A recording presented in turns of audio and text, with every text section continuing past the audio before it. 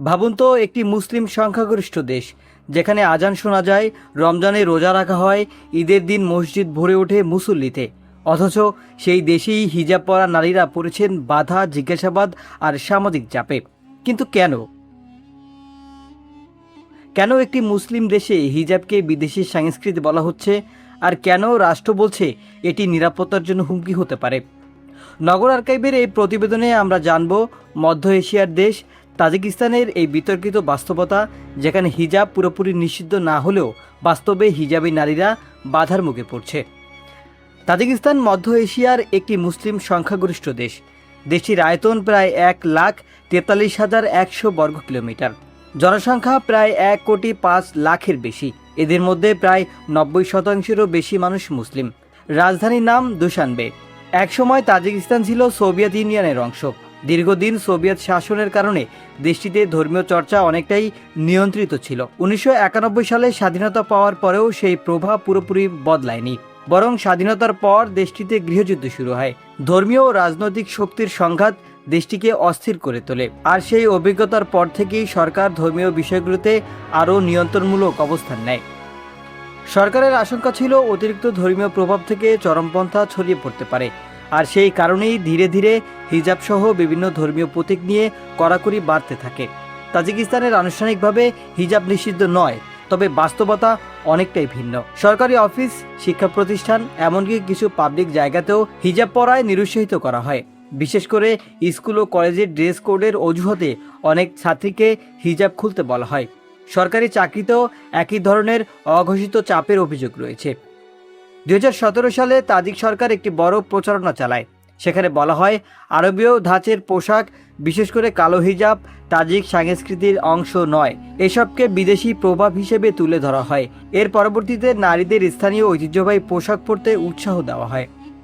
দেশটির দীর্ঘদিনের president Emomali Rahman বারবার বলেছেন, ধর্মীয় পোশাকের মাধ্যমে উগ্রবাদ ছড়িয়ে পড়ার ঝুঁকি রয়েছে, তাই রাষ্ট্রকে সতর্ক থাকতে হবে।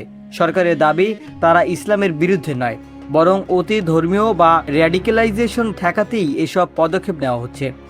আন্তর্জাতিক মানবাধিকার সংস্থা এবং সংবাদ মাধ্যমের প্রতিবেদনে বলা হচ্ছে, অনেক নারী হিজাব পরার কারণে সামাজিক ও প্রশাসনিক চাপের মুখে পড়ছে। কখনো পুলিশি জিজ্ঞাসাবাদ, কখনো হিজাব খুলতে বাধ্য করার অভিযোগও এসেছে। ফলে অনেক নারী নিজের বিশ্বাস অনুসারে পোশাক পরতেও দ্বিধায় থাকছেন। তাজিকিস্তানের এই নীতি আন্তর্জাতিক মহলেও সমালোচিত হয়েছে।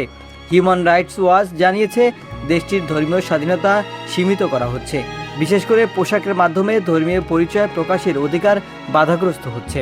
অ্যামনেস্টি ইন্টারন্যাশনালও একই ধরনের উদ্বেগ প্রকাশ করেছে। তাদের মতে, রাষ্ট্রীয় নিরাপত্তার যুক্তি দেখিয়ে ব্যক্তিগত স্বাধীনতায় হস্তক্ষেপ করা হচ্ছে। আন্তর্জাতিক সংবাদ মাধ্যম বিবিসি এবং রেডিও ফ্রি ইউরোপেও বরাবর উঠে এসেছে তাজিকিস্তানের হিজাব বিতর্ক।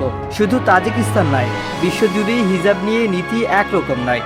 কোথাও এটি নিষিদ্ধ, আবার কোথাও বাধ্যতামূলক। যেমন ফ্রান্সে পাবলিক স্কুলে হিজাব নিষিদ্ধ, অন্যদিকে ইরানে নারীদের জন্য হিজাব বাধ্যতামূলক। আর তাজিকিস্তান দাঁড়িয়ে আছে এই দুই মেরুর মাঝামাঝি অবস্থানে, যেখানে আইনগতভাবে নিষিদ্ধ না হলেও বাস্তবে হিজাব পরায় সীমাবদ্ধতা রয়েছে। এই পরিস্থিতিতে একটি বড় প্রশ্ন সামনে নিয়ে আসে, একজন মানুষ কি নিজের ধর্মীয় বিশ্বাস অনুযায়ী পোশাক পরতে পারবেন, নাকি রাষ্ট্র ঠিক করে দেবে কোন পোশাক গ্রহণযোগ্য আর কোনটি নয়? এই প্রশ্নের সহজ উত্তর নেই, কারণ একদিকে রয়েছে রাষ্ট্রের নিরাপত্তা আর স্থিতিশীলতার যুক্তি, অন্যদিকে রয়েছে ব্যক্তিগত স্বাধীনতা এবং মৌলিক অধিকার। বিশেষজ্ঞদের মতে, তাজিকিস্তানের বর্তমান রাজনৈতিক অবকাঠামো অত্যন্ত কেন্দ্রীভূত। দীর্ঘদিন ধরে একই নেতৃত্ব ক্ষমতায় থাকায় এই নীতির দ্রুত পরিবর্তনের সম্ভাবনা কম। তবে নতুন প্রজন্ম ধীরে ধীরে বদলে যাচ্ছে। ইন্টারনেট এবং সামাজিক যোগাযোগ মাধ্যমে তারা বিশ্বের সঙ্গে আরও বেশি সংযুক্ত হচ্ছে। ফলে ব্যক্তিগত স্বাধীনতা নিয়ে সচেতনতা বাড়ছে। আর সেই কারণেই ভবিষ্যতে তাজিকিস্তান ধর্মীয় স্বাধীনতা ও হিজাব নিয়ে নতুন করে বিতর্ক এবং আলোচনা শুরু হতে পারে। তাজিকিস্তানের এই গল্প আসলে শুধু একটি দেশের গল্প নয়, এটি পুরো বিশ্বের একটি বড় পরিবর্তনের প্রতিচ্ছবি। ধর্মীয় স্বাধীনতা বনাম রাষ্ট্রীয় নিয়ন্ত্রণ। একটি মুসলিম সংখ্যাগরিষ্ঠ দেশে হিজাব নিরুৎসাহিত হওয়ার বিষয়টি অনেকের কাছেই বিস্ময়কর, কিন্তু এর পেছনে রয়েছে ইতিহাস, রাজনীতি এবং রাষ্ট্রের নিরাপত্তার ভাবনা। শেষ পর্যন্ত প্রশ্নটা থেকেই যায়, একজন মানুষ কি তার বিশ্বাস অনুযায়ী জীবনযাপন করতে পারবেন, নাকি সেই সীমানা নির্ধারণ করবে রাষ্ট্র?